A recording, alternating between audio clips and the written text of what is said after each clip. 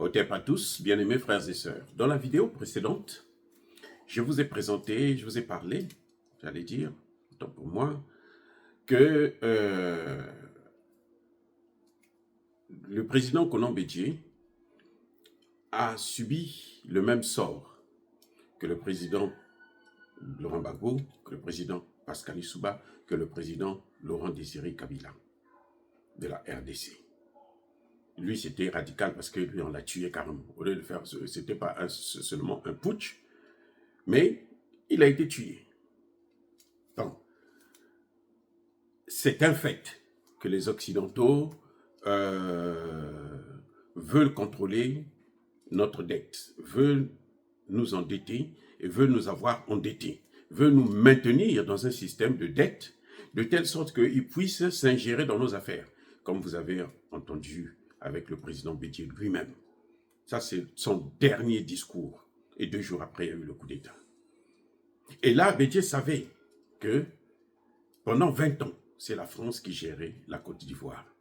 Ce n'est pas Houphouët-Boigny, ce n'est pas Bédié, c'était la France qui gérait la Côte d'Ivoire. Et maintenant, le moyen, l'instrument qu'ils utilisent pour gérer nos pays, c'est la dette. C'est nous imposer en quelque sorte une dette. C'est tout faire pour que nous puissions rester endettés vis-à-vis d'eux. Vous êtes endettés, vous perdez votre souveraineté. Et à ce moment, eux peuvent s'ingérer dans nos affaires.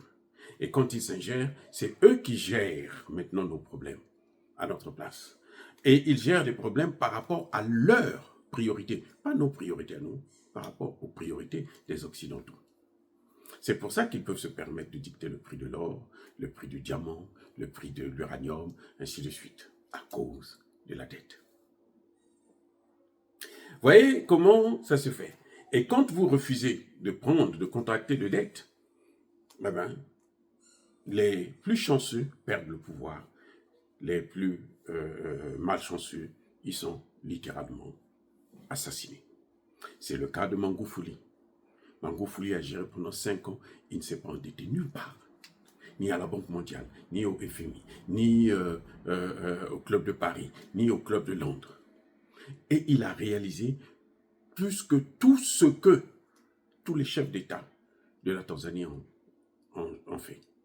Il a fait plus que tous les chefs d'État réunis en 5 ans. Vous voyez, et qu'est-ce qu'il a subi à la fin? Il a été liquidé, envoyé au repos éternel sous prétexte de la maladie du Covid. Vous voyez, c'est ça exactement ce que nous avons comme problème. Et dans ma dernière vidéo, je disais que si vous voyez votre chef de gouvernement, votre président, aller au FMI, à partir du moment où il met pied au FMI, il n'est plus le vôtre. Ne le considérez plus comme un chef d'État parce qu'il ne vaut rien.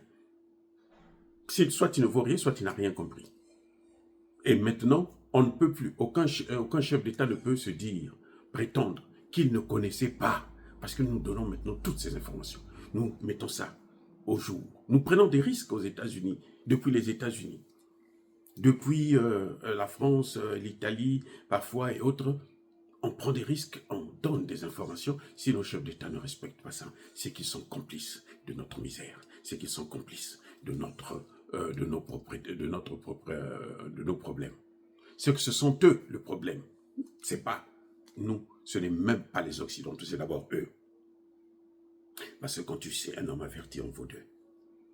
Voyez, le président Bédié l'a dit. Mais il y a un problème que je voudrais soulever concernant le président Bédié lui-même, concernant le président Pascal Lissouba. Je voudrais que les gens puissent tirer des leçons. On ne pardonne pas en ce qui concerne la France-Afrique. Les Occidentaux ne connaissent pas le mot pardon. Si une fois vous leur avez tenu tête, une fois seulement vous leur avez tenu tête dans votre vie, sachez-le, que c'est à vie, que eux, ils vous tiendront tête. Sachez-le, que c'est à vie que eux, ils vont chercher à vous neutraliser. Donc quand je vois des chefs d'État faire des allers et retours, vous avez écouté le président Bédier. Quand il a fait la déclaration, c'était trop tard. Mais c'était lui aussi l'ami des Occidentaux. Le président Bédier, vous avez vu comment le président Bédier a œuvré pour faire venir Alassane Ouattara. Il n'a pas tiré la leçon. Il croit qu'il a été pardonné. Non, il n'a pas été pardonné. Il n'a jamais été pardonné. Jamais, les gars. Pascal Lissouba a eu le même problème. Pascal Lissouba arrive au pouvoir, il donne le pétrole à une compagnie américaine, Exxon, si j'ai bonne mémoire. Et qu'est-ce qui va se passer? Quelques années plus tard, il prend un contrat qui revenait à cette compagnie, il le donne aux Français. Il a trahi. Il a trahi les Américains, mais il a trahi aussi les Français auparavant. On ne peut plus lui faire confiance. Il préfère faire confiance à quelqu'un qui ne les a jamais trahis, qui leur donne tout. Quand ils veulent de quelque chose dans un pays, la personne leur donne tout. C'est ce qu'ils veulent. Mais à partir du moment où, une fois seulement, vous vous êtes opposé à eux, vous avez résisté, c'est fini pour vous. Ça, c'est la leçon que tout dirigeant africain, tout leader politique devrait savoir. Ceux qui, aujourd'hui, parce que, bon, ils sont en difficulté, ils ont un certain âge, ils n'ont pas de travail, ils n'ont pas de bonne situation en Occident, ils ont fait des études et autres, mais ils n'arrivent pas à percer parce que nos pays sont tenus par des gens qui travaillent seulement avec leur clan et qui s'en vont eux-mêmes dans les mains des Occidentaux pour dire « Donnez-moi le pouvoir, je vais vous donner le pays ».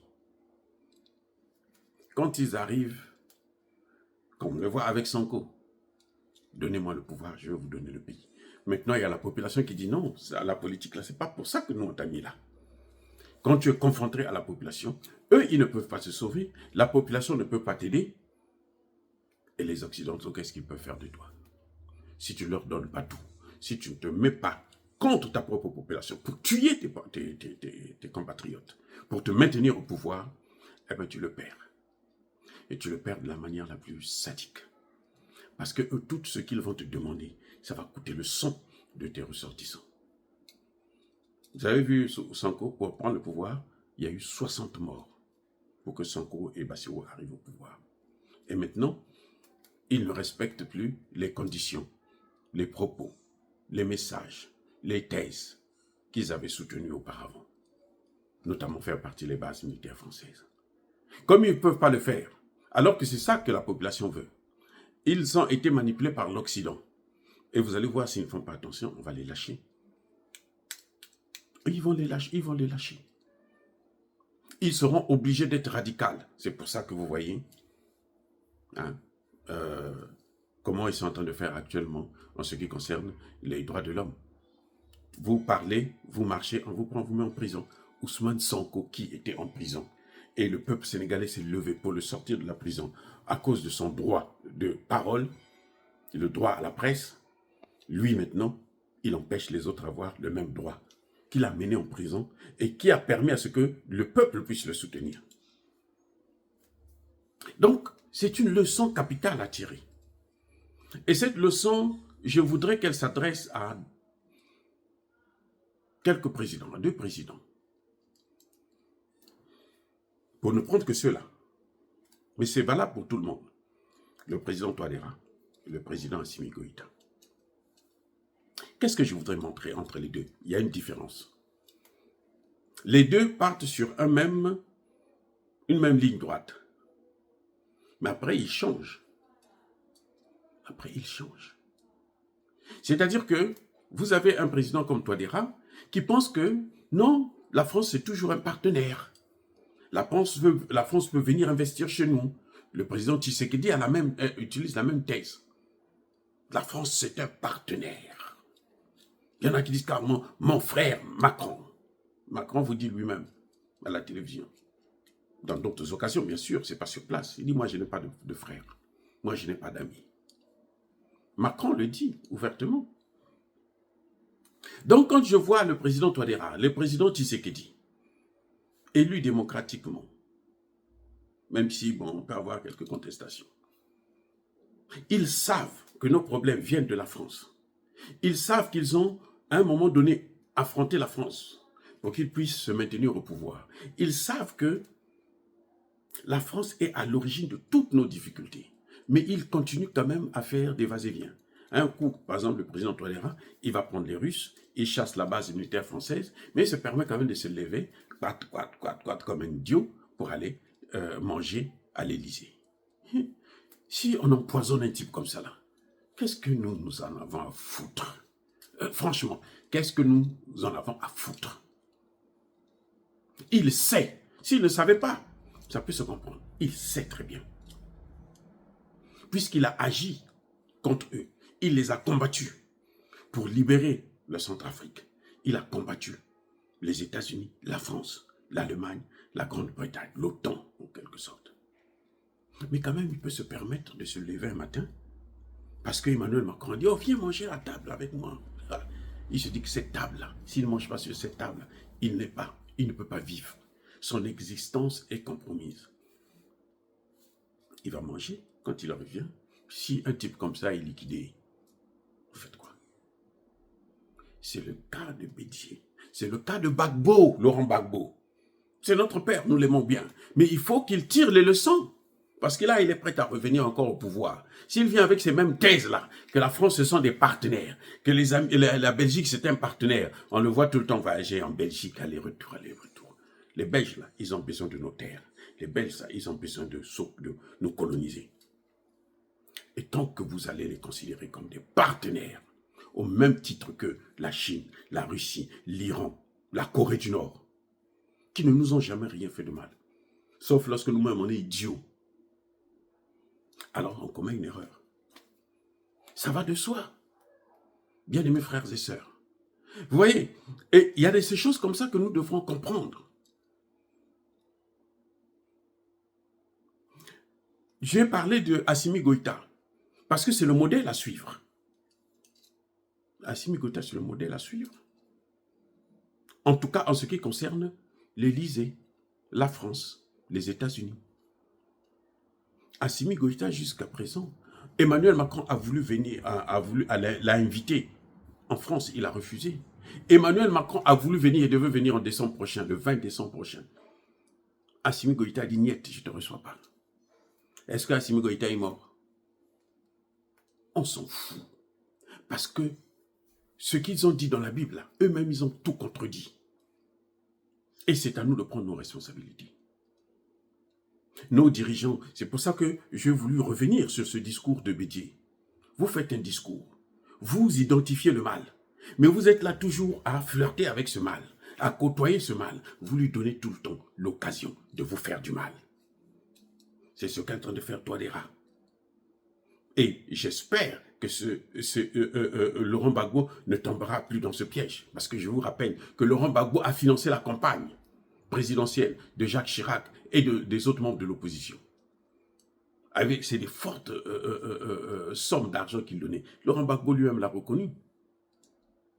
Donc, voyez, nous devons tirer des leçons. On peut vivre sans la France, sans visiter l'Élysée. Assimi Goïta vit très, très, très bien comme ça. Traoré vit très, très, très bien comme ça. Tchani vit très, très, très bien comme ça. Et j'espère que Traoré et Tchani feront comme Assimi Goïta. Ils n'iront pas en France et ils ne laisseront pas la France venir chez eux. Parce qu'avec eux, s'il en faut, la meilleure des situations, c'est de suspendre des relations diplomatiques. Dire cela, c'est inciter à la haine ou à la violence. Non. Nous devons tirer les leçons du passé. L'histoire se répète toujours. Eh oui, il n'y a rien de nouveau sous le ciel. Bien-aimés frères et sœurs, soyez bénis, abondamment bénis par le Dieu de Kémite et par nos ancêtres angélisés. Mais que tous ceux qui persécutent le continent africain, le pillent et le déstabilisent, qu'ils soient noirs, blancs, chinois, arabes, juifs, indiens ou qui qu'ils soient punis, maudits, foudroyés, neutralisés, écrasés, effacés par le Dieu de Kémite et par nos ancêtres angélisés. Vive l'Afrique éternelle, j'ai dit et j'assume.